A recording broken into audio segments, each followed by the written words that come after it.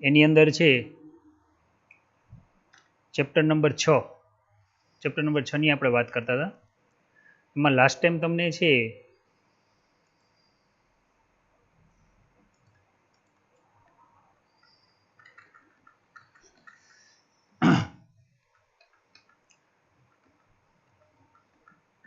આપણે છે લેન્સનો નિયમ કોને કહેવાય એના વિશે સમજૂતી મેળવેલી હતી. E બરાબર માઇનસ d5/dt માં માઇનસ નિશાની છે લેન્સના નિયમની હાજરી બતાવે છે. જ્યારે ગૂંચળામાં છે પ્રવાહ પસાર જ્યારે છે ચુંબકને ગૂંચળાની નજીક લઈ જવામાં આવે ત્યારે છે ચુંબકીય ક્ષેત્ર રેખાઓ ગૂંચળા સાથે સંકળાય છે અને ગૂંચળામાં પ્રવાહ ઉત્પન્ન થાય છે. ગૂંચળામાં પ્રવાહ ઉત્પન્ન થાય એટલે એની અંદર પાછું ચુંબકીય ક્ષેત્ર ઉત્પન્ન થાય, જે ચુંબકીય ક્ષેત્ર બાહ્ય ચુંબકીય ક્ષેત્રની ગતિનો વિરોધ કરે છે. એટલા માટે આપણે અહીંયા માઇનસ નિશાની લઈએ છીએ. ત્યારબાદ છે આપણે યુ આકારના છે એક વાહક તાર લીધો હતો, એમાં એલ લંબાઈનો એક સળિયો મૂકેલો હતો. આ સળિયાને લંબરૂપે ગતિ કરાવી એટલે સળિયામાં છે પોતે બેટરી તરીકે વર્તે છે. EMF પ્રેરિત થાય છે. અહીંયા પ્રેરિત થતું EMF E બરાબર BLV જેટલું હતું, જે આપણે સાબિત કર્યું હતું.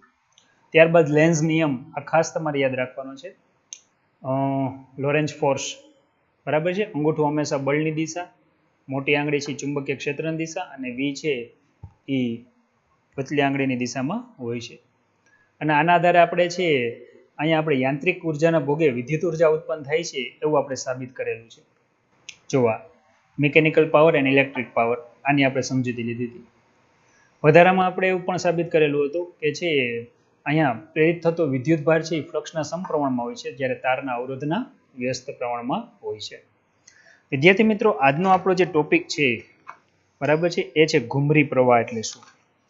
ઘુમરી એટલે કે પાણી હોય તો પાણીની અંદર જ્યારે આપણે કાંકરો નાખીએ ને જે વમળ ઉત્પન્ન થાય, જેને આપણે તરંગ કહીએ છીએ બરાબર છે, એ પ્રકારનો છે જ્યારે આની અંદર પ્રવાહ ઉત્પન્ન થતો હોય છે, આવા પ્રવાહને આપણે ઘુમરી પ્રવાહ તરીકે ઓળખીએ છીએ.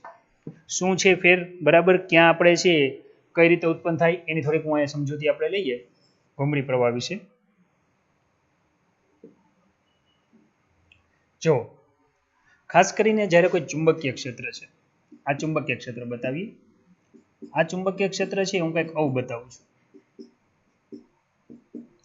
બરાબર છે.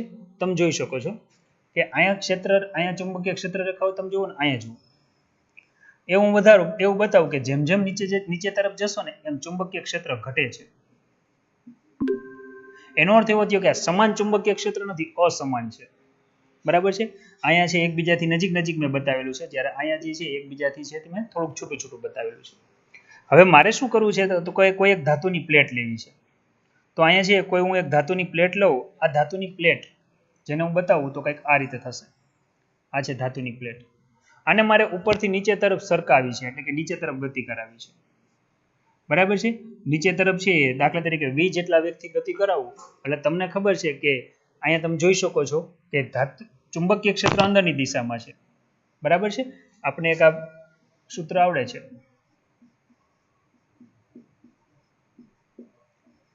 અહીંયા છે જે વીજભાર ગતિ કરે છે નીચેની દિશામાં છે, ચુંબકીય ક્ષેત્ર અંદરની દિશામાં છે. આ B ની દિશા છે, આ V ની દિશા છે. તો તમને ખબર છે બળ કઈ દિશામાં લાગશે બરાબર. તો વીજભાર ઉપર બળ લાગવાના કારણે હંમેશા સમાન ચુંબકીય ક્ષેત્રમાં જ્યારે વીજભાર લંબરૂપે ગતિ કરતો હોય ત્યારે વર્તુળ માર્ગે ગતિ કરે. હવે આ વિદ્યુતભાર જ્યારે વર્તુળ માર્ગે જ્યારે પ્લેટની અંદર ગતિ કરે તેનો ગતિમાર્ગ વિદ્યાર્થી મિત્રો જોશો તો કંઈક આવો હશે, આવા માર્ગે ગતિ કરે. એટલે આ જે બધા રચાય છે ને બધા વિદ્યુત પ્રવાહના ગાળા છે બરાબર છે. બધા વિદ્યુત પ્રવાહના છે એ ગાળા રચાય છે. મેં તમને એવું કીધું હતું કે શાંત પાણી હોય ને એમાં તમે કાંકરો નાખો તો શું થાય, તો તમને ખબર છે જ્યાં કાંકરો નાખીએ બરાબર એને ફરતી પર જો વમળ ઉત્પન્ન થાય અને અંગ્રેજીમાં એડીએસ કહેવાય બરાબર. તો અહીંયા જે પ્રવાહ ઉત્પન્ન થાય છે કેવો ઉત્પન્ન થયો, જો આ પ્લેટ છે, ધાતુની પ્લેટ છે, યાદ રાખજો ધાતુની પ્લેટ છે. આ પ્લેટ ઉપર છે આ રીતના વમળ ઉત્પન્ન થતા હોય છે અને છે આ પ્રવાહ જે રચાય વીજભાર ગતિ કરે ને વીજભાર ગતિ કરે એટલે આપણે ખબર છે પ્રવાહ રચાય. આ પ્રવાહને કહેવાય છે એડી કરંટ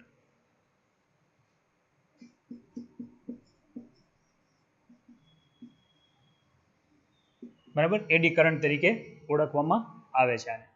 હવે આ એડીએસ એટલે વમળને શુદ્ધ ગુજરાતીમાં આપણે બોલીએ તો ઘુમરી પ્રવાહ તરીકે ઓળખી શકીએ છીએ. હવે અને તેનું અસ્તિત્વ દર્શાવતો પ્રયોગ સમજાવો અને તેની અસર ઘટાડવાના ઉપાયો જણાવો. આપણો પ્રશ્ન એ છે. તો આ સમજૂતી ઉપરથી તમને વ્યાખ્યા સરસ છે એ રીતે તમે સમજી શકો કે જ્યારે ધાતુના દ્રવ્યમાંથી પસાર થતા ચુંબકીય ફ્લક્સમાં ફેરફાર થાય. તમે જોવો છો કે ફ્લક્સનું સૂત્ર શું છે? ફ્લક્સ ફાઈ બરાબર છે બી ડોટ એ. હવે આ ધાતુનું જે પ્લેટ છે આ પ્લેટનું ક્ષેત્રફળ તો અચળ જ છે જો ગતિ દરમિયાન, મીન્સ કે કેપિટલ એ કોન્સ્ટન્ટ છે, એમાં કઈ ફેરફાર નથી થતો. પણ જેમ જેમ તમે નીચે લેવતા જાવ છો એમ ચુંબકીય ક્ષેત્રમાં શું થાય છે? ઘટાડો. એટલે ઘટાડો શેમાં થયો? બીમાં. આ બીમાં ઘટાડો થાય, કોની સાપેક્ષે ઘટાડો થાય? તો કે સમયની સાપેક્ષે.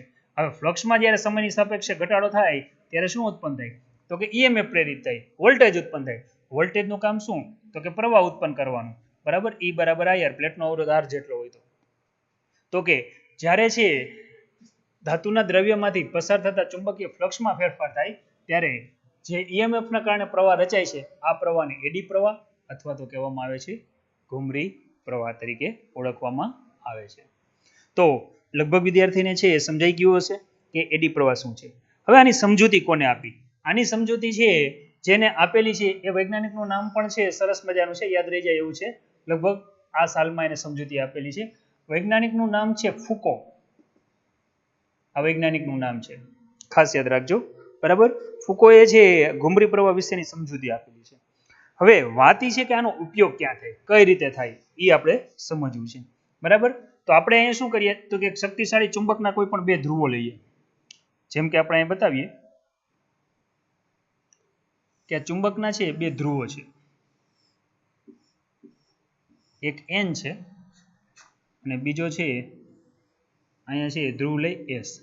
હવે તમને એ આખો આઈડિયા છે કે અહીં ચુંબકીય ક્ષેત્ર કઈ દિશામાં છે. જો હું અહીં ચુંબકીય ક્ષેત્ર લઉં, બરાબર, તો ચુંબકીય ક્ષેત્રની દિશા લઉં, બરાબર, તો ચુંબકીય ક્ષેત્રની દિશા વિદ્યાર્થી મિત્રો આ દિશામાં છે. જો એકદમ આછી પેન વડે દર્શાવીએ છીએ તો તમને ખ્યાલ આવે એટલા માટે. હવે મારે શું કરવું છે તો કે આ ચુંબકના જે બે મોટા ધ્રુવો છે એની વચ્ચે કોઈ મારે પ્લેટને ગતિ કરાવી છે તો શું થાય?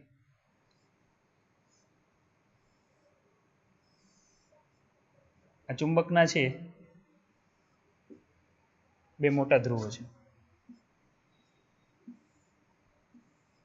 બરાબર છે, કંઈક આ રીતે આપણે બતાવેલું છે.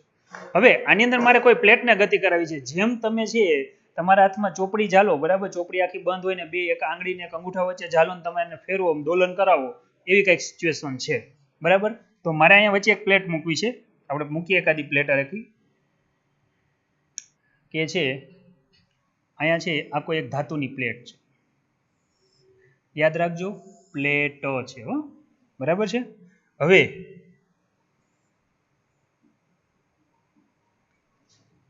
થોડીક આપણે 3D વ્યૂ જોઈએ, ત્રાસી રાખીએ એ રીતે, એટલે આપણે સમજાય તો કે આ ધાતુની પ્લેટ છે. હવે પ્લેટ હવામાં તો લટકશે નહીં, બરાબર, એટલે એને કોઈ એક સ્ટેન્ડ ઉપરથી આપણે આ રીતે આમ લટકાવી દઈએ.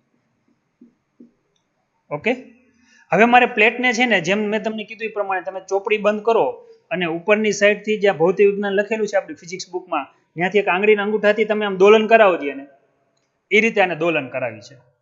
હવે થશે શું એ બરાબર તમે જુઓ.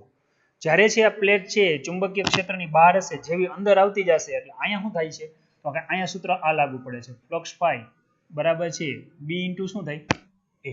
યાદ રાખજો અહીંયા ચુંબકીય ક્ષેત્ર કોન્સ્ટન્ટ છે, એમાં ફેરફાર નથી થતો. હવે ફેરફાર કેમાં થાય છે? એમાં. હવે તમને એમ થાય છે સાહેબ ધાતુની પ્લેટ છે એ તો કોન્સ્ટન્ટ જ છે, પણ જ્યારે પ્લેટ ચુંબકીય ક્ષેત્રની બહાર હોય અંદર જશે એટલે પહેલા છે તમે જુઓ આટલો ભાગ દાખલ થશે. જેમ જેમ છે પ્લેટ છે દોલન કરતી કરતી છે બે ચુંબકના ધ્રુવો વચ્ચે આવતી જશે, પછી ધીરે ધીરે છે પ્લેટનો ભાગ વધતો જશે. એનો અર્થ એવો થયો કે અહીં ફેરફાર શેમાં થાય છે? એમાં. હવે ક્ષેત્રફળમાં ફેરફાર થાય એટલે તમને ખબર છે આપણને શું મળવાનું છે? ફ્લક્સમાં ફેરફાર. અને ફ્લક્સમાં ફેરફાર થાય એટલે શું મળવાનું છે? ઈએમએફ મળવાનું છે. અને આ રીતે જો ઈએમએફ મળે એટલે તમને ખબર છે કે અહીંયા પ્રવાહ તો રચાવાનો જ છે, બરાબર. તો કે આ રીતે છે આપણને છે અહીંયા છે પ્રવાહ છે આ રીતે મળતો હોય છે. હવે પ્રવાહનો માર્ગ કેવો હોય એની આપણે થોડીક વાત કરી દઈએ, બરાબર. જો હું અહીંયા પ્રવાહનો માર્ગ વિચારું, બરાબર, તો પ્રવાહનો માર્ગ કંઈક આવો હશે, તમે જોજો. આ રીતના છે આપણે થોડુંક ત્રુટક રેખા વડે દર્શાવીએ. તમે છે તમારી ટેક્સ્ટ બુક ખુલ્લી રાખી શકો છો, એમાં કદાચ આ ફિગર હશે, બરાબર છે. હવે પ્રવાહ છે ને કંઈક જો આવા માર્ગે પસાર થશે. તો આ રચાનો પ્રવાહનો ગાળો. હવે છે આ રીતે તમે બતાવી શકો. જે વમળ ઉત્પન્ન થાય એ પ્રકારે છે આપણને પ્રવાહ મળશે. બરાબર, આ રીતે આપણને પ્રવાહ મળશે. હવે તમને ખબર છે કે જો વિદ્યુત પ્રવાહનો બંધ ગાળો રચાય, બરાબર, આ રીતે છે પ્રવાહ રચાતો હોય તો આને લંબરૂપે શું ઉત્પન્ન થતું હોય છે? આપણને ખબર છે વિદ્યુત પ્રવાહ જો આવે તો લંબરૂપે શું ઉત્પન્ન થવાનું? ચુંબકીય ક્ષેત્ર, મેગ્નેટિક ફિલ્ડ. આ ચુંબકીય ક્ષેત્ર કેવું હોય તો કે લેન્ઝના નિયમ મુજબ છે આ જે ચુંબકીય ક્ષેત્ર છે ને એનો વિરોધ કરશે. જો આવડા કેપિટલ બી છે, બરાબર, એનો શું કરશે? વિરોધ. મીન્સ કે છે પ્લેટને તમે ઊંચી કરીને એક ધાર્યા મૂકો ને એટલે એના દોલનો ધીરે ધીરે મંદ પડતા જશે. શું કામ? કારણ કે જ્યારે પ્લેટની ગતિ છે બહારથી આ દિશામાં હોય ત્યારે આને લીધે ઉત્પન્ન થતું ચુંબકીય ક્ષેત્ર વિરુદ્ધ દિશામાં હોય. જ્યારે પ્લેટ છે એ પાછળની દિશામાં જતી હોય ત્યારે એને લીધે ઉત્પન્ન થતું ચુંબકીય ક્ષેત્રનો વિરોધ કરે એટલે પ્લેટ ધીરે ધીરે છે ને આમ ઊભી રહી જશે. જે ઊભી રહી જશે એનો અર્થ એવો થયો કે આ એડી પ્રવાહના કારણે જે ચુંબકીય ક્ષેત્ર મળ્યું, આ ચુંબકીય ક્ષેત્ર બાહ્ય ચુંબકીય ક્ષેત્રને હંમેશા વિરુદ્ધ દિશામાં હોય એટલે એનો વિરોધ કરે એટલે પ્લેટ ઊભી રહી જાય, પ્લેટના દોલનો મંદ પડે. આ રીતે જે દોલનો મંદ પડે આ દોલનોને છે પ્લેટનું છે અવમંદન કહેવાય છે. યાદ રાખજો, જેને છે અંગ્રેજીમાં કહેવાય છે ઇલેક્ટ્રોમેગ્નેટિક ડેમ્પિંગ શબ્દ તરીકે છે ઓળખવામાં આવે છે. આપણી ચોપડીમાં શુદ્ધ ગુજરાતીમાં શબ્દ આપ્યો છે કે પ્લેટનું અવમંદન એટલે શું, તો આને આ રીતે તમે સમજી શકો છો. યાદ રાખો, જ્યારે પ્લેટ છે આમ બહારથી આ બાજુ આવતી હોય ત્યારે પ્રવાહ કંઈક આ દિશામાં રચાય છે. જ્યારે પ્લેટ છે એ પાછળની દિશામાં જતી હોય, બરાબર, ત્યારે આ જે પ્રવાહની દિશા છે એ ઉલટાઈ જાય, એના કરતાં કેવી થઈ જતી હોય છે? વિરુદ્ધ થઈ જતી હોય છે. જો તમે આકૃતિ જોશો તો આ ખ્યાલ આવશે. જો તમે ચુંબકના બે ધ્રુવો છે, આ પ્લેટ જેવી આ ઉપરથી નીચે આવતી હોય ત્યારે પ્રવાહની દિશા જો આ બાજુ છે. આના કારણે ઉત્પન્ન થતું જે ચુંબકીય ક્ષેત્ર છે ને એ આ ક્ષેત્રનો વિરોધ કરશે, બરાબર, એટલે આનું ગતિ ઘટશે. વળી આ પ્લેટ છે એ ગતિ કરીને આ બાજુ આવી ગઈ, ત્યાંથી પાછી રિવર્સ ગતિ કરે ત્યારે છે અહીંયા તમે જોઈ શકો છો રિવર્સ ગતિ કરે એટલે વળી પાછો પ્રવાહની દિશા ઉલટાય છે, બરાબર, કારણ કે વિદ્યુતભારની દિશા ઉલટાય એને લીધે ઉત્પન્ન થતું ક્ષેત્ર આનો વિરોધ કરશે. વળી ધીરે ધીરે દોલનો છે આપણે વિચારીએ તો કે આ પ્લેટ છે, બરાબર, આ દિશામાં જઈ વળી વિરુદ્ધ દિશામાં જઈ. આ રીતે તમે જુઓ તો દોલનો છે ધીરે ધીરે છે, અથવા તો આને આપણે આ રીતે પણ બતાવી શકીએ, દોલનો છે આ રીતે થતા જાય, ઘટતા જાય અને ક્યારેક છે એ સ્થિર થઈ જાય, બરાબર છે. આ પ્લેટના ટૂંકમાં આ દોલનોનો આખો ગ્રાફ છે, તમે જોઈ શકો છો અહીંયા આ રીતનો આપણને મળે. તો આ અસરને કહેવામાં આવે છે ઇલેક્ટ્રોમેગ્નેટિક ડેમ્પિંગ કહેવાય છે. આ જે ઇલેક્ટ્રોમેગ્નેટિક ડેમ્પિંગ છે ને અમુક સંજોગોમાં ફાયદારૂપ છે અને અમુક સંજોગોમાં નુકસાનરૂપ બહુ છે. હવે આ ઘટાડવું હોય તો શું કરવું પડે? તો મારે છે ખાસ કરીને આ પ્લેટની અંદર જે ચુંબકીય ક્ષેત્ર ઉત્પન્ન થાય ને એને ઘટાડવું પડે. હવે પ્લેટની અંદર જે ચુંબકીય ક્ષેત્ર ઉત્પન્ન થાય છે મારે એને ઘટાડવું પડે. ક્યારે ઘટે? કે જ્યારે એની અંદર આ ઘૂમરી પ્રવાહ રચાય છે ને એને હું ઘટાડું ત્યારે જ ઘટે, બાકી ઘટે નહીં. કારણ કે છે આ પ્રવાહના કારણે છે અને લંબરૂપે છે એ ચુંબકીય ક્ષેત્ર કાં તો અંદરની દિશામાં અથવા તો બહારની દિશામાં ઉત્પન્ન થતું હોય છે. તો આના માટે મારે શું કરવું પડે? તેના માટેનો એક આઈડિયા છે. શું છે એ જોઈએ. એક યાદ રાખજો, મેં આના માટેની છે એક વિડીયો લિંક પણ છે, જેવો આપણે લેક્ચર પૂરો થશે એટલે વનરાજ સાહેબ છે આપણા ગ્રુપમાં વોટ્સએપ ગ્રુપમાં મૂકી દેશે, બરાબર, એને તમે જોજો એટલે તમને આખો આઈડિયા આવશે પ્રેક્ટિકલ કઈ રીતે થાય આનો એ. અને યુટ્યુબમાં પણ તમે જો એડી કરંટ સર્ચ કરશો, બરાબર છે, તો એમાંથી પણ છે તમે સરળતાથી છે એ જોઈ શકશો. હવે મારે આની અસર ઘટાડવી છે. અસર ઘટાડવા માટે મારે શું કરવું પડશે એની વાત કરીએ છીએ. તો આપણે પ્રવાહના ગાળા ઘટાડવા પડે. જેમ કે કઈ રીતે? જો આ ચુંબકનો એન ધ્રુવ, અહીંયા બતાવી આ ચુંબકનો એસ ધ્રુવ, બરાબર છે. આપણે જે પ્લેટની વાત કરીએ છીએ, બરાબર છે, એ પ્લેટ કંઈક આ રીતે છે, આ રીતે પ્લેટ છે, બરાબર. મારે શું કરવાનું? પ્લેટને વચ્ચેથી કાપવી પડશે. હું પ્લેટને વચ્ચેથી જો આ રીતે આમ કટિંગ કરી નાખું, જો આ રીતે, તો આનો એક ફાયદો શું થશે? જો આ પ્લેટને આપણે વચ્ચેથી કટિંગ કરશું, બરાબર, તો આનો એક આપણને ફાયદો કંઈક આવો જોવા મળશે.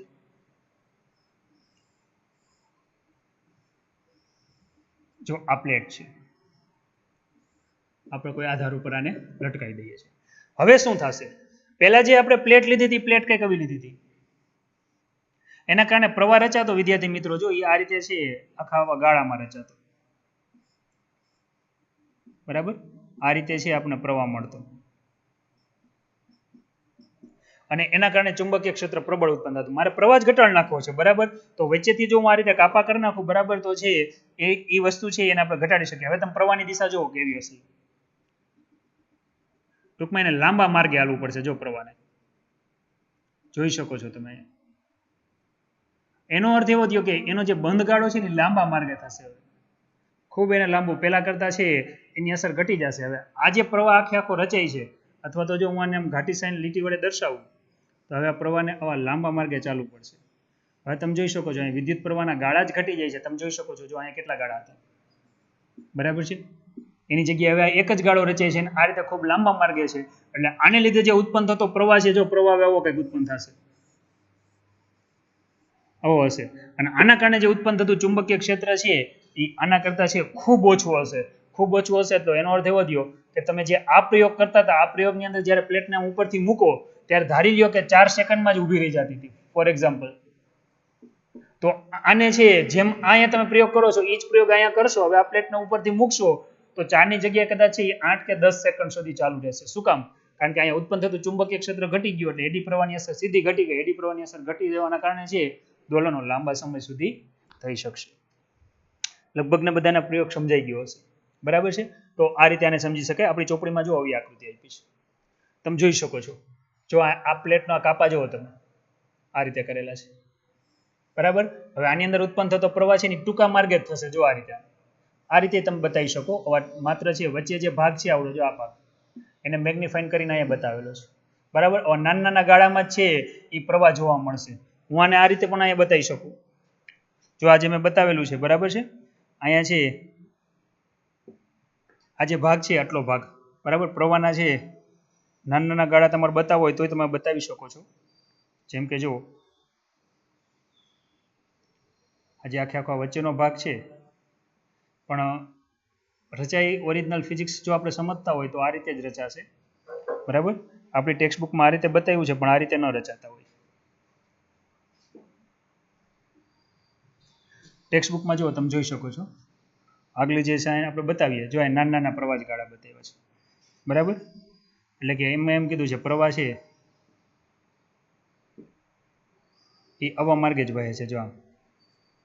પણ ગાળો આખો મોટો હોય, ખાસ યાદ રાખજો. આ રીતે નાના ગાળા કોઈ દિવસ છે રચાય નહીં. રચાય પણ જો વચ્ચેથી કાપવામાં આવે ને તો રચાતા હોય છે.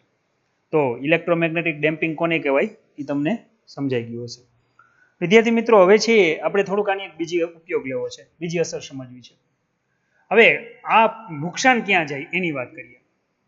હવે જો નુકસાનની વાત કરીએ તો આપણે બધા ઘરે મોબાઈલનો ઉપયોગ કરીએ છીએ. મોબાઈલ માટે આપણે એક ચાર્જરનો ઉપયોગ કરીએ છીએ. ચાર્જર કેવી વસ્તુ છે? ચાર્જર છે એને છે આપણે બોલીએ છીએ ચાર્જર, પણ એ છે એક વન ટાઈપ ઓફ કોઇલ છે.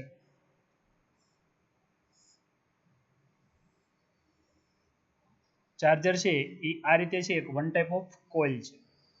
આની અંદર શું હોય એ વાત કરી દઉં તમને, બરાબર છે. આજે આની રચના આપણે છે આગલા ચેપ્ટરમાં છે ડીપમાં આપણે અભ્યાસ કરવાના છીએ, પણ આને સમજૂતી આ રીતે લઈ શકો.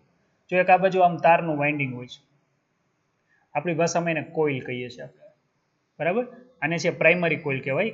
અને છે આજે હું રચના દોરું છું, આ રચનાને આપણી ભાષામાં છે કોઇલ બોલીએ છીએ, પણ વિજ્ઞાનની ભાષામાં આને છે કહેવામાં આવે છે, અહીંયા આપણને આઉટપુટ વોલ્ટેજ મળતો હોય છે. વિજ્ઞાનની ભાષામાં આને ટ્રાન્સફોર્મર કહેવાય, જેને આપણે ટીસી તરીકે ઓળખીએ છીએ. વન ટાઈપ ઓફ આ છે શું? હવે આપણે આપીએ છીએ 230 વોલ્ટ. ચાર્જર જ્યારે આપણે છે સ્વિચ બોર્ડમાં એપ્લાય કરીએ છીએ, બરાબર, ત્યારે 230 વોલ્ટને એ પણ પાછા કેવા આપીએ છીએ? ઓલ્ટરનેટિવ કરંટ, એસી આપીએ છીએ. આપણો જે મોબાઈલ છે એ કેવડો ડામ ખમી શકે એમ છે? તો કે 9 વોલ્ટ ડીસી કે વધીને અત્યારે છે 9 થી 18 વોલ્ટ સુધીમાં છે કોઈ પણ એક કેવી બેટરી છે એ પ્રમાણે છે એટલો ડામ ખમી શકે. એને જો સીધા 230 વોલ્ટ આપો તો મોબાઈલની અંદર બધી બાજુથી છે તમને ખબર છે શું નીકળે? ધુવાણા નીકળ્યા રાખે, બરાબર. તો અહીંયા વોલ્ટેજ ઘટાડવા પડે. 230 માંથી તમારે 9 વોલ્ટમાં જવું છે, તો એ કામ કોણ કરશે? તો એ કામ જે કરે એને આપણે કહીએ છીએ ટીસી. ફોર એક્ઝામ્પલ, આપણે જ્યાં રહેતા હોય ત્યાં નજીકમાં છે બે થાંભલા ઉભા કર્યા હોય એના ઉપર એક છે સબસ્ટેશન, એને આપણે બોલીએ છીએ સબસ્ટેશન ઊભું કરેલું હોય છે, બરાબર છે. એ તો બહુ મોટી વોલ્ટેજ 11 કેવીની લાઈન હોય એને ઘટાડીને 230માં કન્વર્ટ કરે છે. પણ આપણું જે મોબાઈલનું ચાર્જર છે એ 230 ને છે 9 વોલ્ટ ડીસીમાં કન્વર્ટ કરે છે. હવે વિચાર કરો, તમે ઓલ્ટરનેટિંગ કરંટ આપો છો, 230 વોલ્ટનો ઝટકો આપો છો, એટલે અહીંયા તાર છે. હવે આ જે તાર છે એમાંથી પ્રવાહ પસાર થાય, બરાબર છે. તો તારમાંથી પ્રવાહ પસાર કરવાના કારણે છે આપણને એક સૂત્ર આવડે છે, P = I²R. કહેવાનો અર્થ એ છે કે તારનો અવરોધ R જેટલો હોય ને પસાર થતો પ્રવાહ I જેટલો હોય તો P નો અર્થ આપણને ખબર છે એકમ વીજભાર દીઠ ઉત્પન્ન થતી ઉર્જા, અથવા એકમ સમયમાં ઉત્પન્ન થતી ઉર્જા છે. તો તાર ગરમ થઈ જાય અતિશય. એ આ એડી પ્રવાહના કારણે છે કોઇલ ગરમ થઈ જાય. તમને ખબર છે ચાર્જિંગ થોડીક વાર ચાલુ રાખીએ, કલાક દોઢ કલાક, પછી ચાર્જરની તમે અડશો તો ઉપરનું કેબિનેટ છે એ પ્લાસ્ટિકનું હોય, અવાહક હોય, છતાંય ગરમ થઈ જાય છે. તો એનો અર્થ એવો થયો કે અંદરની કોઇલ તો કેટલી ગરમ થતી હોય, તો એ આ એડી પ્રવાહના કારણે છે. સિમ્પલ ઉદાહરણ લઈએ, આપણે બધાની ઘરે પંખો હોય છે, પંખાને તમે કલાક દોઢ કલાક ચાલુ રાખો ને પછી બંધ કરો અને પંખાને ખાલી બોડીને અડશો, બરાબર, તો તમને ગરમ લાગશે. તેનું કારણ શું? તો કે તારમાંથી પ્રવાહ પસાર થવાના કારણે P બરાબર I² અનુસાર છે એ વિદ્યુત ઉર્જાનું ઉષ્મા ઉર્જામાં રૂપાંતર થઈ જાય. એનો અર્થ એવો થયો 100% આપણે કાર્યક્ષમતા મળતી નથી. ખાસ કરીને આ જેના ઉપર આખો આ ગર્ભ છે, મેં જે ઘન દોરેલો છે, આ ઘન છે એના ઉપર આખો વાઇન્ડિંગ કરેલું હોય છે. હવે વિદ્યાર્થી મિત્રો, જો અહીંયા એડી પ્રવાહ હું ગણું, આ જે મેં ઘન દોરેલો છે, બરાબર, એને જો હું દર્શાવું તો કંઈક આ રીતે દર્શાવી શકાશે. હવે તમે જોજો આમાં કેટલો એડી પ્રવાહ ઉત્પન્ન થશે. તો મારે શું કરવું પડે? તો કે આ ઘનને છે એ રીતે કંઈક દર્શાવવો પડે કે એડી પ્રવાહની અસર મને ઓછી મળે. જો આપણા ઘન દોરેલો છે, એની ઉપર વાઇન્ડિંગ કરેલું છે. હવે આ તારના કારણે અહીંયા જે એડી પ્રવાહ ઉત્પન્ન થશે એને તમે કંઈક આ રીતે બતાવી શકો. જો આ એડી પ્રવાહના ગાળા છે,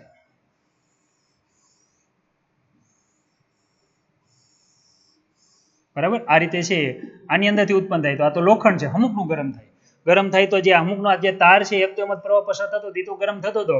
વધારામાં કોઇલ છે એના જે તાર છે એને પીગાળી નાખે. એને આપણે એમ કહીએ કે ચાર્જર ખરાબ થઈ ગયું, ચાર્જર બળી ગયું, અથવા એમ કહીએ ચાર્જર ઉડી ગયું.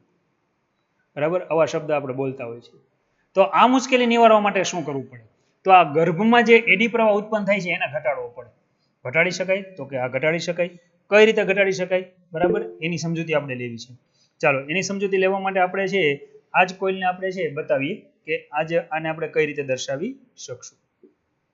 જેમ કે તમે જુઓ, તો એના માટે છોકરાઓ ક્યારેક છે તમારે આગળ નીકળી ગયેલું ચાર્જર હોય ને તો એને તમે જોજો. એમાં છે ને આ રીતે છે ને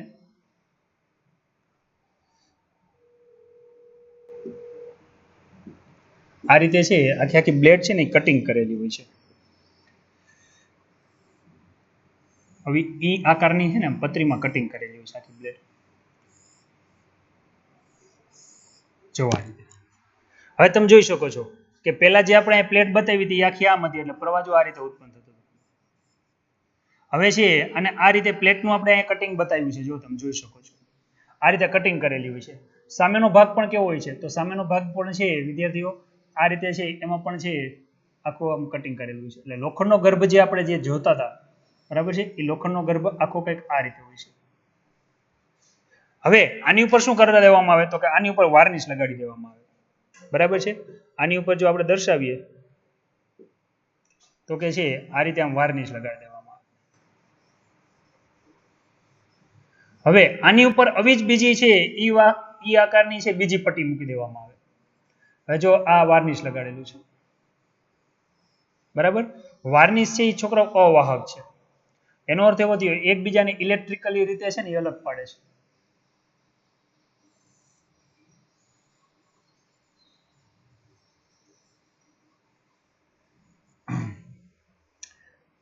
ઇલેક્ટ્રોનિક્સ માધ્યમથી ઘણા ટાઈમે આજે છે કલર પૂરવાનો મોકો મળ્યો છે. નકર છે ક્યારે મોકો ન પડતો રંગ પૂરવાનો. બરાબર, આ રીતે છે આખે આખું છે હોય છે વાર્નિશ. વાર્નિશ છે યાદ રાખજો અવાહક છે. અવાહક છે. હવે શું કરવામાં આવે એ હું તમને કહું છું. હવે આની ઉપર એક બીજી પટ્ટી લગાડવામાં આવે આ જ રીતે, પાછું વાર્નિશ લગાડવામાં આવે, પછી ત્રીજી પટ્ટી. આ રીતે છે 8-10 પટ્ટી ઈ આકારની એકબીજા ઉપર બેસાડી દેવામાં આવે એટલે છે આખો અવો છે ને ઘન તૈયાર થઈ જાય, સ્લેબ તૈયાર થઈ જાય. જો આ બરાબર છે, ઓ સ્લેબ તૈયાર થઈ ગયો. એટલે તમને દેખીતી રીતે છે આખો સ્લેબ જ રાખે. અને હવે એના ઉપર જો આ રીતે વાઇન્ડિંગ કરી દેવામાં આવે, બરાબર. એટલે આની ઉપર વાઇન્ડિંગ કરી દેવામાં આવે એટલે જે આપણને વિદ્યુત પ્રવાહના આખા ગાળા મળતા હતા એ હવે તમે જોવો છો વચ્ચેથી જો આ બધી કટિંગ થઈ જશે. થઈ જશે ને કટિંગ. એટલે સીધી એડી પ્રવાહની અસર ઘટી જાય અને કોઇલ ગરમ ન થાય, લાંબો સમય એનું આયુષ્ય વધી જાય. બરાબર, એક ધારું કદાચ ચાલુ વધારે રહી ગયું હોય તો પણ છે ખરાબ થાય નહીં. જેમ કે તમે જોવો આ રીતે આ લોખંડનો સ્લેબ છે, એમાં ઉત્પન્ન થતા વિદ્યુત પ્રવાહના ગાળાને તમે આ રીતે આમ ફરતી પર બતાવી શકો. આવી રીતે છે ગાળા આખા વિદ્યુત પ્રવાહના રચાતો હોય, આખી કોઇલ છે એ ગરમ થઈ જતી હોય છે, જેમ કે અહીં બતાવેલું છે. હવે જો એનું કટિંગ કરવામાં આવે, જો આ કટિંગ કરી દીધું તો તમે જોઈ શકો છો કટિંગ કરી દેવાના કારણે હવે જો સ્લેબ થઈ જશે, વિદ્યુત પ્રવાહના ગાળા ઘટી જશે. બરાબર, અને એના કારણે છે એડી પ્રવાહ છે એ પ્રમાણમાં ઓછો ઉત્પન્ન થાય અને કંઈ નુકસાન થઈ શકે નહીં.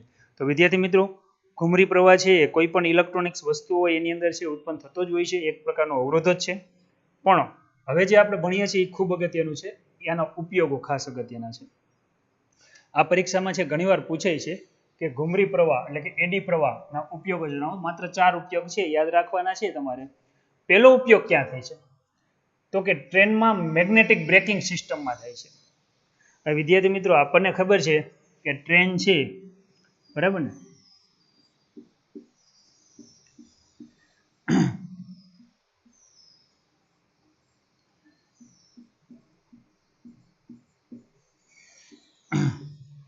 ચાલો, ટ્રેન છે પાટા ઉપર ગતિ કરે છે.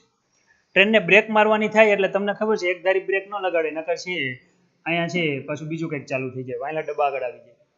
હવે જે ખાસ કરીને મેગવેલ ટ્રેન છે, બરાબર, બુલેટ ટ્રેન, જેનો પ્રોજેક્ટ અમદાવાદથી છે મુંબઈ વચ્ચે અત્યારે છે લગભગ 1 લાખ કરોડના ખર્ચે છે, જાપાન ગવર્મેન્ટની મદદથી છે, હાલની ગવર્મેન્ટે છે એ ચાલુ કર્યો છે. કેટલો પૂરો થયો એ ખબર નથી, પણ તમને હું કહી દઉં 2021માં પૂરો થવાનો હતો. કદાચ છે આ હવે વધીને કદાચ 2025 થઈ જાય, બરાબર. હવે આજે આખો પ્રોજેક્ટ છે. હવે આમાં જે ટ્રેનની સ્પીડ છે એ ટ્રેનની સ્પીડ એવરેજ છે 350 કિલોમીટર પ્રતિ કલાક. અત્યારે જે ભારતની જે ટ્રેન દોડે છે એ એવરેજ 80 કિલોમીટર પ્રતિ કલાકની સ્પીડે દોડે છે. એમાં 1-2 ટ્રેનો એવી પણ છે જે 120 કે 140 કિલોમીટર પ્રતિ કલાકની ઝડપે પણ દોડે છે. કોને કોને આમાં અવાજ નથી આવતો? જરીક મને અનમ્યુટ થઈને કહો ને. એક આનંદ છે, એક નિમિલ છે, નિખિલ છે અને એક જયમીન છે. અવાજ નથી આવતો ભાઈ? જયમીન? ના સાહેબ નથી આવતો. નથી આવતો સાહેબ કટ થઈ અવાજ. અવાજ હા કટ થાય છે કટ એમ થઈ કે. છે. હા હા સાહેબ. હવે ચાલો, તમને આનું એક રેકોર્ડિંગ હું મૂકી દઈશ. તમે અત્યારે છે કદાચ આ નેટની કનેક્ટિવિટી વીક હોય એટલે એવું લાગે છે. આનો એક વિડીયો છે ને, તમને આજે યુટ્યુબમાં અથવા તો છે તમને આની લિંક મોકલી દેવામાં આવશે, એટલે તમે આખું જોઈ શકશો. અત્યારે કન્ટિન્યુ રહ્યો, આજ ઇન્ટરનેટ કદાચ સ્લો છે એટલે અહીંથી નહીં આવતું હોય તમારે, કારણ કે 3ને જ તકલીફ છો, લગભગ ને તો અવાજ આવે છે બધાને. અરે બીજા બધા હોતે બોલે સર. ના ના સાહેબ, ચોટે હે અવાજ. અવાજ ચોટે છે. હા, મારે કપાઈ જાય મળતું હતું એમનું. હા, કાંઈ વાંધો નહીં. જો થોડાક કનેક્ટિવિટીમાં તમે રહ્યો, બરાબર, અને એનું આજનું છે આખું રેકોર્ડિંગ તમને આપી દેશું, બરાબર. પણ કનેક્ટિવમાં રહેજો. આમાં આવ પછી બંધ કરીને જમવાનો બે જતા. હલો, વાત કરતા હતા વિદ્યાર્થી મિત્રો આપણે મેગ્નેટિક બ્રેકિંગ સિસ્ટમની. હવે મેગ્નેટિક બ્રેકિંગ સિસ્ટમ શું છે, બરાબર છે. હવે આમાં એવું થાય કે વાત આપણી હતી કે 350 કિલોમીટર પ્રતિ કલાકની ઝડપે જ્યારે છે ટ્રેન જતી હોય અને સ્ટેશન આવે ને બ્રેક મારવાની થાય, તો તાત્કાલિક બ્રેક લગાડવામાં આવે તો અકસ્માત થવાના સંભવ રહે. હવે આના માટે એને સ્મૂથ બ્રેકિંગ સિસ્ટમમાં ઉપયોગ થાય. કઈ રીતે થાય એ તમને કહી દઉં. આ જે પાટા છે, બરાબર, મેગવેલ ટ્રેનના જે પાટા છે ને, આપણે અત્યારના હાલના જે પાટા છે ને એના કરતાં અલગ હોય છે. આ પાટા ઇલેક્ટ્રોમેગ્નેટ જોડેલું હોય છે, વિદ્યુત ચુંબક. જેમ કે ઇલેક્ટ્રિક બેલ હોય, સ્વિચ પાડો ને વાગવા માંડે એ રીતે. જ્યારે છે આ ટ્રેનને ઊભી રાખવાની થાય એટલે ત્યારે શું કરવામાં આવે? સ્મૂથ બ્રેકિંગ સિસ્ટમ તરીકે આનું કામ કરે છે. કઈ રીતે? જેમ કે તમે જુઓ, હવે જો આ ચુંબકના 2 ધ્રુવો છે, એન અને એસ, મીન્સ કે આ 2 પાટા છે.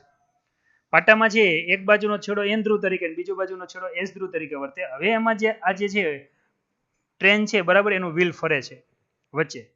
જેવું વ્હીલ આની અંદર ફરે, બરાબર, એટલે છે ચુંબકીય ક્ષેત્રમાં વ્હીલ ફરે એટલે આની અંદર જે પ્રવાહનો ગાળો ઉત્પન્ન થાય, આ જે વિદ્યુત પ્રવાહનો ગાળો ઉત્પન્ન થાય અને એ જે ચુંબકીય ક્ષેત્ર ઉત્પન્ન કરે, એ જે આ જે ચુંબકીય ક્ષેત્ર ઉત્પન્ન કરે એના કરતાં વિરુદ્ધ દિશામાં હોય. વિરુદ્ધ દિશામાં હોય એટલે કે જે આ જે છે પાટું છે, બરાબર, વ્હીલ છે ફરે છે, એની ગતિ છે અવરોધ હશે, ઇલેક્ટ્રોમેગ્નેટિક ડેમ્પિંગ થશે, ઘટતી જશે. એટલે અંદર જે ટ્રેનની અંદર બેઠેલા વ્યક્તિ છે એને અંદર ઝટકોય નહીં લાગે. અને અચાનક છે કેમ આપણે છે બ્રેકના પટ્ટા ગાડીમાં ચોટતા હોય ને આપણે ગમે એટલું લીવર મારીએ તોય બસ ન ચાલતી હોય, ગાડી ન ચાલતી હોય, એવી સિસ્ટમ ઊભી થઈ જશે. એટલે સ્મૂથ બ્રેકિંગ સિસ્ટમમાં જ્યારે ટ્રેનને ઊભી રાખવામાં આવે ત્યારે આમાં પાટા છે મેગ્નેટ તરીકે વર્તવા લાગે અને આ જે વ્હીલ છે, બરાબર, એના કારણે ઉત્પન્ન થતું ચુંબકીય ક્ષેત્ર આ ક્ષેત્રનો વિરોધ કરશે અને છે સ્મૂથ બ્રેકિંગ સિસ્ટમમાં છે મેગવેલ ટ્રેનમાં આનો ઉપયોગ થાય છે. જો લખેલું છે કે પ્રબળ શક્તિશાળી વિદ્યુત ચુંબકો કેટલીક વિદ્યુત સંચાલિત ટ્રેનોના પાટા ઉપર સ્થિર હોય છે.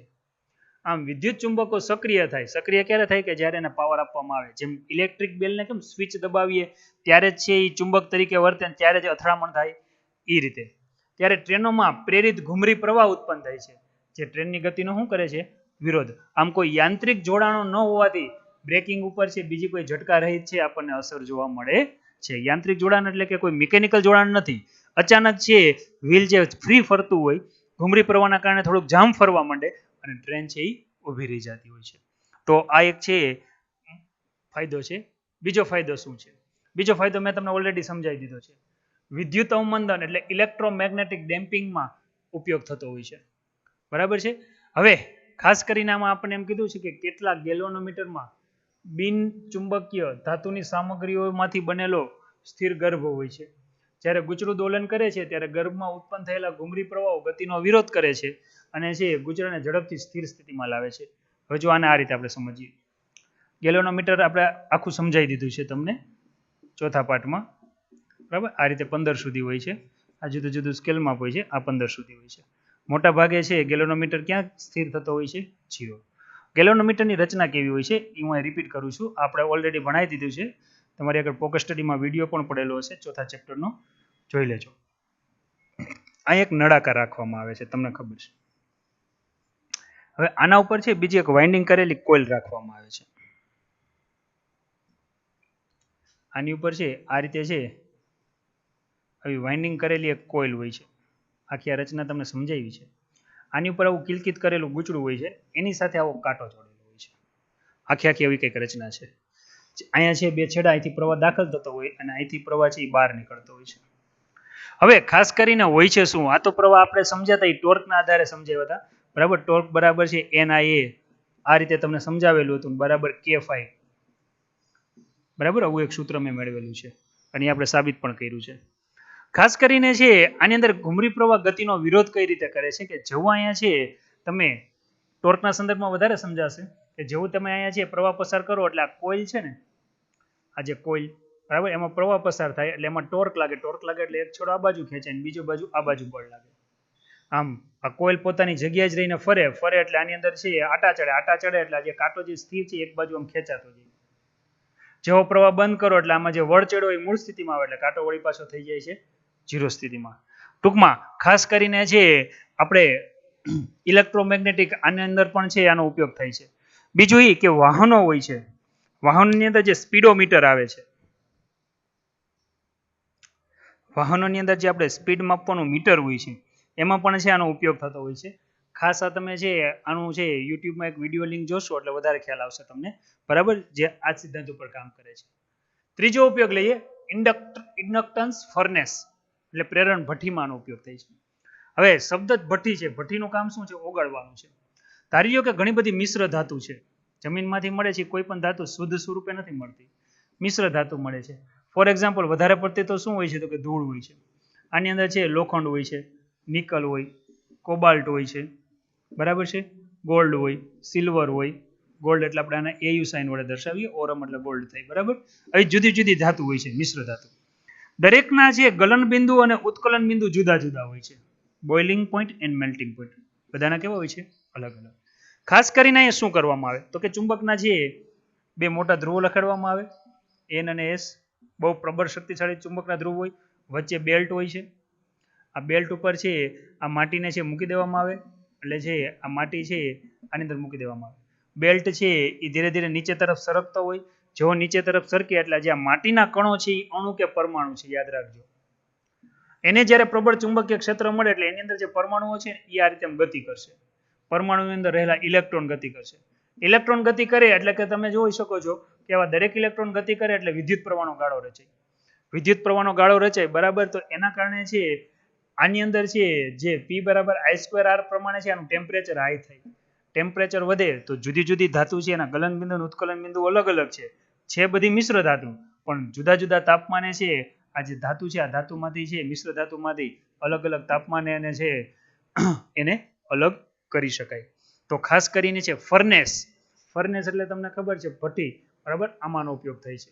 ઇન્ડક્ટન્સ એટલે કે વિદ્યુત પ્રેરણને લીધે તમે છે વિદ્યુત પ્રવાહ ઉત્પન્ન કરો છો એના પરમાણુમાં અને એના કારણે છે એ ગરમ થાય છે અને એ પીગળે છે. જો ફર્નેસનો ઉપયોગ કરી ઉચ્ચ તાપમાન ઉત્પન્ન કરી શકાય છે. ધાતુઓને પીગાળીને મિશ્ર ધાતુઓ તૈયાર કરવા માટે પણ થાય છે. જે ધાતુને ઓગાળવાની છે તેની આસપાસ વીંટાળેલા ગુચડામાંથી છે ઉચ્ચ આવૃત્તિવાળો છે વિદ્યુત પ્રવાહ પસાર કરવામાં આવે છે અને ધાતુમાં ઉત્પન્ન થતા ઘૂમરી પ્રવાહોના કારણે છે પીગાળી શકાય તેટલા ઊંચા તાપમાને તેને લઈ જઈ શકાય છે. તો આ રીતે પણ આનો ઉપયોગ થઈ શકે છે. છેલ્લું ઇલેક્ટ્રિક પાવર મીટર. હવે આપણને એમ થાય કે આ ઇલેક્ટ્રિક પાવર મીટરનો ઉપયોગ કઈ રીતે થતો હોય. અત્યારે આપણી ઘરે જે પાવર મીટર છે ને મોટા ભાગના છે ડિજિટલ આવી ગયા. પહેલાના જે પાવર મીટર છે એ કેવા પ્રકારના હતા એ આપણને આઈડિયા છે, હજી અમુકના ઘરે કદાચ હશે. બરાબર, એમાં આવી એક ધાતુની તકતી આવતી. આ તકતીની નીચે છે ને આ મીટર આવતા, આંકડા આવતા. બરાબર છે. શરૂઆતમાં જ્યારે નાખી જાય ને મીટર નવું નવું હોય ત્યારે બધા 0 0 હોય. પછી જેમ જેમ આ તકતી છે આમ ગોળ ગોળ ફરે ને, પાવર વાપરીએ તો જ ફરે, નકર ન વપરે. બરાબર, એમાં આંકડા ચડતા જાય અને આ આંકડાના આધારે છે યુનિટ ચડતા જાય. યુનિટ ચડે એટલે આપણને છે લાઇટ બિલ પ્રમાણે આવતું હોય છે. હવે ખાસ કરીને આની અંદર શું હોય છે તો કે આ ધાતુની તકતી હોય છે. આપણે જે ગવર્મેન્ટનો પાવર સપ્લાય વાપરીએ છીએ એસી વાપરીએ છીએ. એસી વાપરીએ છીએ એનો અર્થ એવો થયો કે અહીંયા બે છેડા હોય છે. આ બે છેડામાં એક છેડો પ્લસ હોય છે અને બીજો છેડો કેવો હોય છે માઇનસ. એસી પાવરને આપણે આ રીતે તમે બતાવી શકો. એક ધન હોય છે, બીજો કેવો હોય છે ઋણ. સમયની બીજી ક્ષણે આ ધન થઈ જાય ને આ કેવો થઈ જાય ઋણ થઈ જાય છે. બરાબર છે. તો કે આખી આ રીતની રચના હોય છે. આ ધાતુની તકતી છે કે જે કોઈ ચોક્કસ આધાર રહે છે ગોઠવેલી હોય છે અને આ રીતે છે સરળતાથી ફરે છે. હવે ખાસ કરીને આ જે જોડાણ છે, ફોર એક્ઝામ્પલ છે અહીંયા જોડાણ આપણે છે આપણા ઘરની અંદર છે કોઈ એવી ઇલેક્ટ્રોનિક્સ વસ્તુ સાથે જોડી દઈએ. ફોર એક્ઝામ્પલ આપણે એસી એર કન્ડિશનર સાથે જોડી દઈએ. મેં એટલા માટે આ જોડ્યું, બરાબર, કારણ કે આ વધારે પાવર ઉપાડતું હોય છે. ધારી લો કે આપણી ઘરે છે 1.5 ટનનું એસી છે. બરાબર, 1.5 ટનનું એસી છે. 1.5 ટનનું એસી એટલે હું એવું વિચારું કે ધારી લ્યો કે એનો પાવર કઈ કેટલો છે 1500 વોટ. એનો અર્થ એવો થયો તમે 1 કલાક છે આ એસી ચાલુ કરો એટલે તમારા જે મીટર છે આની અંદર જે છે એ કેટલા યુનિટ ચડે તો લગભગ છે 1.5 થી 2 યુનિટ જેટલું છે એ ઉપાડે. હવે આંકડા કેમ ચડે એની વાત કરીએ છીએ. થશે શું, તમે છે અહીંયા 1500 વોટનો પાવર સપ્લાય આપો છો, બરાબર છે, એ પ્રવાહને ખેંચશે. વિદ્યુત પ્રવાહ પસાર થાય આઈ ખેંચાય, બરાબર. એટલે જો આ તમે જુઓ છો કે આ પ્રવાહ છે, મોટા મૂલ્યનો પ્રવાહ એને જોઈ, બરાબર. એટલે થશે શું તો કે આમાં એક છેડો પ્લસ થાય એક છેડો માઇનસ થાય. એટલે આના કારણે આની અંદર છે ને ઘૂમરી પ્રવાહો રચાતા હોય છે અને એના કારણે છે આ પ્લેટ છે એ ફેરા રાખે. જેમ જેમ પ્લેટ ફરે, બરાબર, આ પ્લેટનું કનેક્શન કોની સાથે આપેલું હોય તો કે આંકડાઓ સાથે આપેલું હોય અને એ રીતે છે આની અંદર આંકડાઓ ચડતા જાય. જેમ કે છે અહીંયા ગણીએ તો કે આ એક છે 10 વાર ફરે એટલે આ આંકડો ચડે, આ 10 વાર ફરે એટલે આ આંકડો ચડે, આ 10 વાર ફરે તો આ આંકડો ચડે. અમુક તો છે 2-3 મહિના વાપરે છતાંય બધા આંકડા ચડતા જ ન હોય. એનું કારણ શું હોય તમને આઈડિયા છે, બરાબર. લંગરિયા સીધા હોય તો આ પ્રકારના અસર થઈ શકે. પરંતુ આની અંદર ફ્રોડ બહુ થતા, બરાબર છે. ફ્રોડ બહુ થવાના કારણે છે હાલના સંજોગોમાં છે આ મીટર હવે ક્યાંય વપરાતા નથી. એનાલોગ મીટર કહેવાય છે. આની જગ્યાએ હવે ડિજિટલ આવી ગયા, જેમાં સર્કિટો આવી ગઈ, જેમાં આ પ્રકારની કોઈ માથાકૂટ આપણે કરી શકતા નથી. છતાંય છે ભારતની અંદર છે ભેજાબાદ જાજા હોય છે, બરાબર, છતાં પણ આ બધું થતું હોય છે. જો અહીં લખેલું છે ઇલેક્ટ્રિક પાવર મીટર, ખાસ કરીને એનાલોગ. જો આ જે મીટર છે એને એનાલોગ કહેવાય છે. ચમકતી ધાતુની તકતી હોય છે, જેમ કે આ ડિસ્ક હોય છે. ઘૂમરી પ્રવાહોને કારણે તે ફરે છે. ગુચડામાં જયાવર્તી એટલે ત્રિજ્યાવર્તી, બરાબર. સાઇનોસોડલી એટલે કે છે આખે આખું સાઇનોસોડલ કહેવાય આને, પ્લસ માઇનસ, બરાબર, બદલાતું જતું કહેવાય શુદ્ધ ગુજરાતીમાં. પ્રવાહ દ્વારા ઉત્પન્ન થતા ચુંબકીય ક્ષેત્રના કારણે તકતીમાં વિદ્યુત પ્રવાહ પ્રેરિત થાય છે અને એના કારણે ફરતી હોય છે. તો આ રીતે છે એડી પ્રવાહનો ઉપયોગ આપણે સમજી શકીએ છીએ. તમે યુટ્યુબની અંદર જઈને ખાલી માત્ર એટલું સર્ચ કરશો એડી પ્રવાહ, અથવા પ્રવાહ ન બોલતા ત્યાં એડી કરંટ બોલજો, બરાબર, અથવા તો એપ્લિકેશન ઓફ એડી કરંટ, એટલે તમને આ દરેકના વિડીયો જોવા મળશે કે આ કઈ રીતે વર્કિંગ કરે છે. તો વિદ્યાર્થી મિત્રો, આજે આપણે છે આ પાઠનો સૌથી અગત્યનો ટોપિક છે વોટ ઇઝ ધ છે એડી કરંટ, એને આપણે સમજ્યા, બરાબર છે. તેના ઉપયોગો ક્યાં ક્યાં થાય, ખાસ 4 ઉપયોગ યાદ રાખવાના. ટ્રેનોમાં, મેગ્નેટિક ટ્રેનોમાં સ્મૂથ બ્રેકિંગ સિસ્ટમમાં થાય. વિદ્યુત ચુંબકીય અવમંદન એટલે ઇલેક્ટ્રોમેગ્નેટિક ડેમ્પિંગમાં થાય. ઇલેક્ટ્રોમેગ્નેટિક ડેમ્પિંગનું બેસ્ટ એક્ઝામ્પલ હોય તો જો આવડા જે છે આ ઇલેક્ટ્રોમેગ્નેટિક ડેમ્પિંગનું બેસ્ટ ઉદાહરણ છે. અવમંદન દોલન કહેવાય છે, બરાબર. આ રીતે એને દર્શાવાય છે. ત્યાર પછી આપણે આગળ વધીએ, બરાબર, તો કે આનો પછીનો ઉપયોગ કે ઇલેક્ટ્રોનિક ફર્નેસમાં થાય, ભઠ્ઠીમાં થાય, અને છેલ્લે લઈએ તો કે વિદ્યુત પાવર મીટરમાં પણ આનો ઉપયોગ થાય છે. તો આ રીતે આપણે છે આજે થિયરીની અંદર ખાસ કરીને છે એડી કરંટ નામનો આપણો ટોપિક આપણે પૂર્ણ કરીએ છીએ. બરાબર. હવે જે નવો ટોપિક છે એ આપણે નેક્સ્ટ ટાઈમ લેશું, પરંતુ આજે મારે તમને 1-2 દાખલા કરાવવા છે, એટલે કન્ટિન્યુ રહેજો.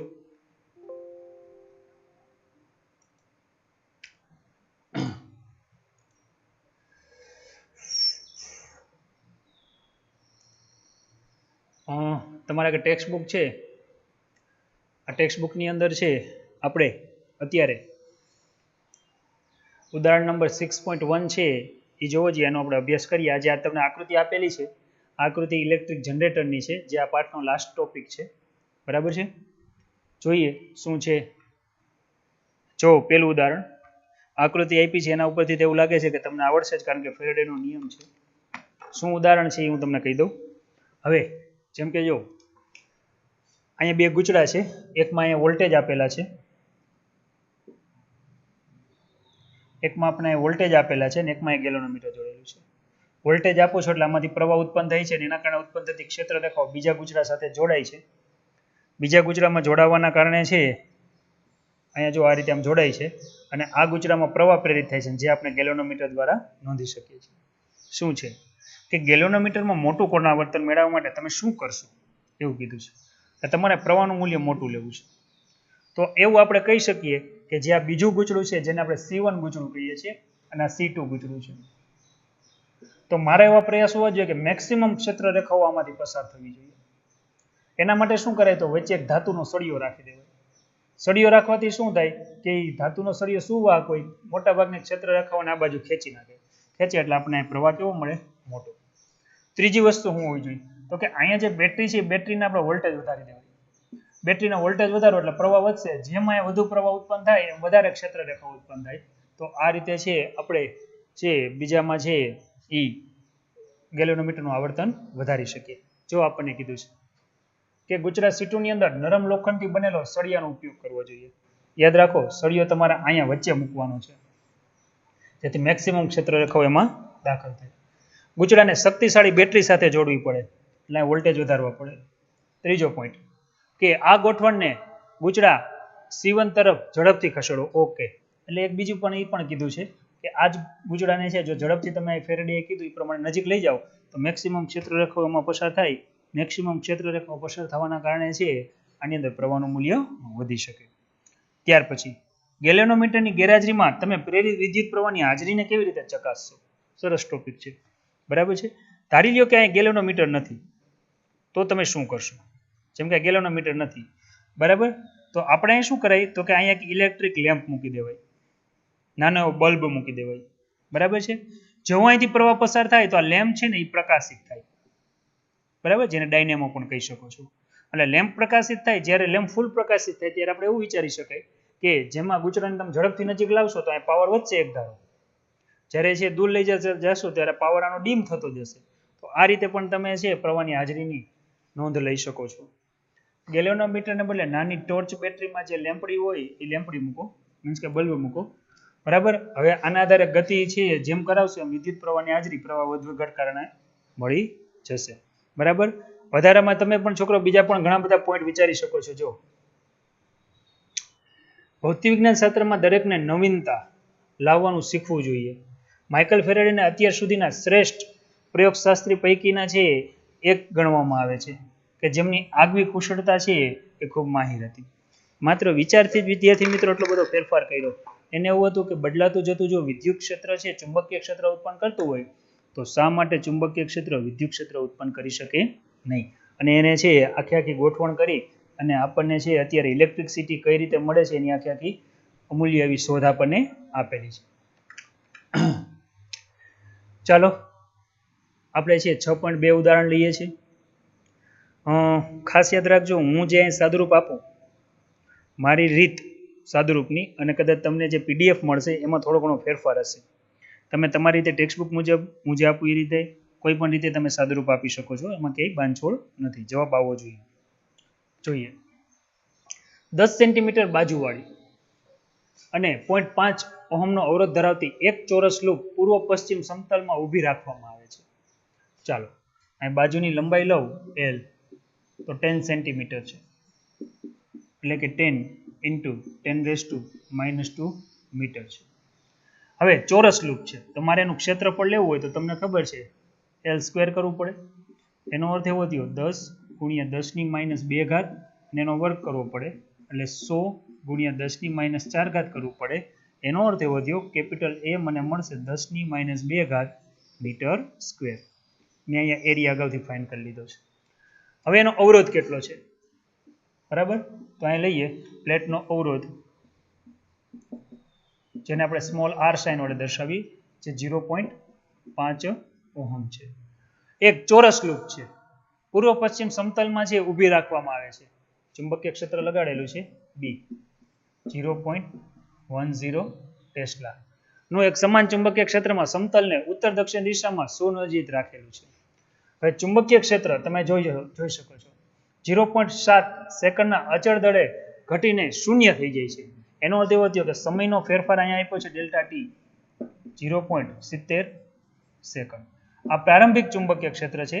અંતિમ ચુંબકીય ક્ષેત્ર ઘટીને છે એ 0 ટેસ્લા થઈ જાય છે.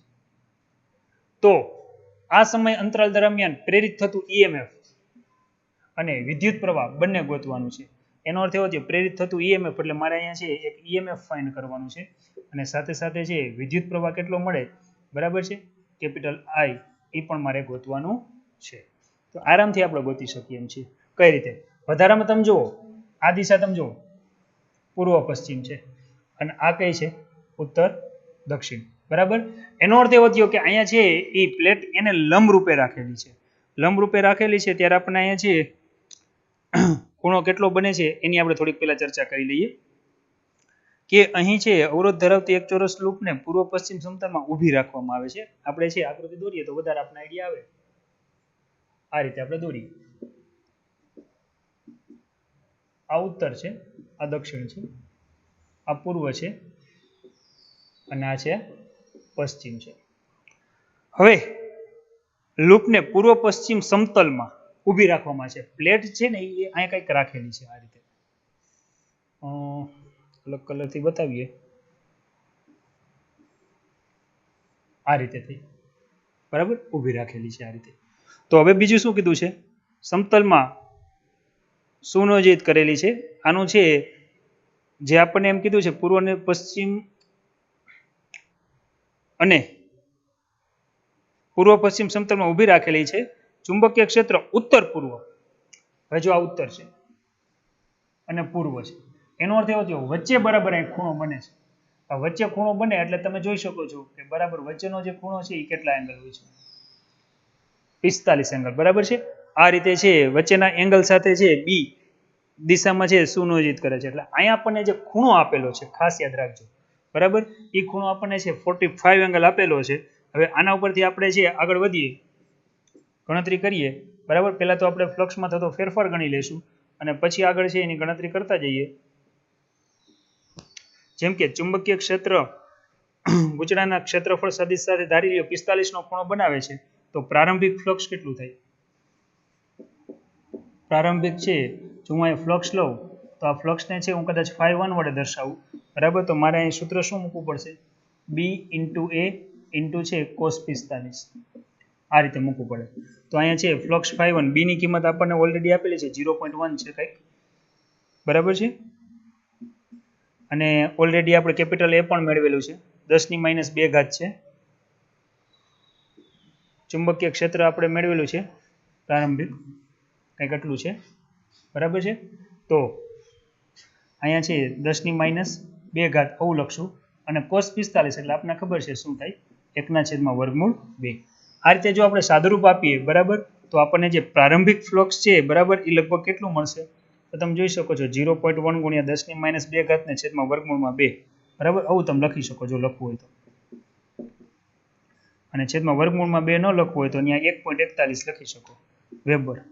આ પ્રારંભિક ફ્લક્સ. સેકન્ડ થિંગ આપણને શું કીધું છે કે બીજી કન્ડિશનમાં આપણને એવું કીધું છે કે અહીંયા છે ચુંબકીય ક્ષેત્ર ઘટીને શૂન્ય થઈ જાય છે, એવું આપણને કીધું છે. આપણી સમીકરણ નંબર 1 છે. બીજી કન્ડિશનમાં જો તમે જોઈ શકો છો B → 0. હવે જ્યારે છે અંતિમ કન્ડિશનમાં જો ઘટીને ઈ શૂન્ય થઈ જતું હોય બરાબર, એટલે હું અહીં લખી શકું છું કે અંતિમ જો હું અહીં ફ્લક્સ લઉં બરાબર, તો એને ફ્લક્સ 5 લઉં તો અહીંયા મારે લખવું પડશે b into a into cos theta. હવે ઓલરેડી આપણને કીધું જ છે કે b બરાબર 0 તમારે લેવાનું છે, તો અંતિમ જે આપણને ફ્લક્સ મળશે એ ઓલરેડી 0 આવશે અને b2 નામ આપી દો બરાબર, into a into cos theta, એટલે આપણને છે અંતિમ ફ્લક્સ છે એ ઓલરેડી 0 વેબર મળે છે. હવે આપણે શું ગોતવાનું છે બરાબર, તો કે EMF ગોતવાનું છે, તો મારે અહીં લખી શકાય પ્રેરિત EMF E બરાબર આપણને સૂત્ર આવડે છે -d∅dt, અથવા તો મૂકી શકો ડેલ્ટા ફાઈ બાય શું આવશે ડેલ્ટા ટી. આપણે અહીં મૂકી શકો માઇનસ અંતિમ ફ્લક્સ માઇનસ શું આવશે પ્રારંભિક ફ્લક્સ આવશે અને છેદમાં આવશે ડેલ્ટા ટી. જો હું અહીં કિંમત મૂકું તો માઇનસ અંતિમ ફ્લક્સ આપણને શૂન્ય મળે છે, જે ઓલરેડી સમીકરણ 2 છે બરાબર છે, અને પ્રારંભિક ફ્લક્સ આપણને લગભગ મળ્યું છે 0.1 ગુણ્યા 10⁻², અને છેદમાં છે √2 એટલે કે 1.41, અથવા તો હું સીધું લખી નાખું √2, ચાલો હું લખું છું, અને છેદમાં ડેલ્ટા ટી એટલે 0.7 આપેલું છે. ચાલો ગુણાકાર કરો જી, સાદુરૂપ આપો. તો તમારે છે એક ખાસ યાદ રાખજો, આ માઇનસ માઇનસ પ્લસ થઈ જશે, તો પ્રેરિત જે આપણને EMF મળશે, આ EMF લગભગ આપણને છે જો ગણતરી કરીએ તો અંદાજિત છે 1 ગુણ્યા 10⁻³ સમથિંગ મળે છે, અને એ વોલ્ટ છે, એટલે આને 1 મિલી વોલ્ટ કહેવાય. આ થયું આપણા માટે સમીકરણ નંબર 3 છે. આપણને એમ કીધું છે પ્રવાહ કેટલો હોય છે, ચાલો મારે પ્રવાહ ગણવો છે, તો મને એક આવું સૂત્ર આવડે છે V બરાબર IR, આવું સૂત્ર છે. આપણે તારનો અવરોધ ઓલરેડી આપણે R લીધેલો જ છે, જે કંઈક આટલો છે 0.5 ઓહમ છે. મૂકો કિંમત અહીંયા બરાબર છે. જો આપણે અહીં કિંમત મૂકીએ તો કે છે આપણે I મેળવવું છે, એટલે અહીંયા આવશે E ના છેદમાં મારે R લખવું પડે. E મને લગભગ 1 મિલી વોલ્ટ મળે છે 10⁻³ જે મને અહીંયા R આપ્યું છે 0.5 આપેલું છે. ચાલો આ પ્રમાણે જો 1/5 કરો એટલે તમને ખબર છે કેટલા થાય, 2 થાય, પોઈન્ટ ઉપર કાપશો એટલે થશે 2 × 10⁻³ સમથિંગ આપણને છે લગભગ મળે છે બરાબર. પ્રવાહનો એકમ શું થાય તો કે એમ્પિયર. જવાબમાં થોડો ઘણો ભૂલ ફેરફાર હોય તો તમે છે કેલ્સીની મદદથી સાદુરૂપ આપજો, આ રીતે તમે સરળતાથી આ ગણી શકો છો. તો વિદ્યાર્થી મિત્રો અહીંયા આપણે છે ઉદાહરણ નંબર જે આપણું 2 હતું એને આપણે સરળતાથી ગણી શક્યા છીએ.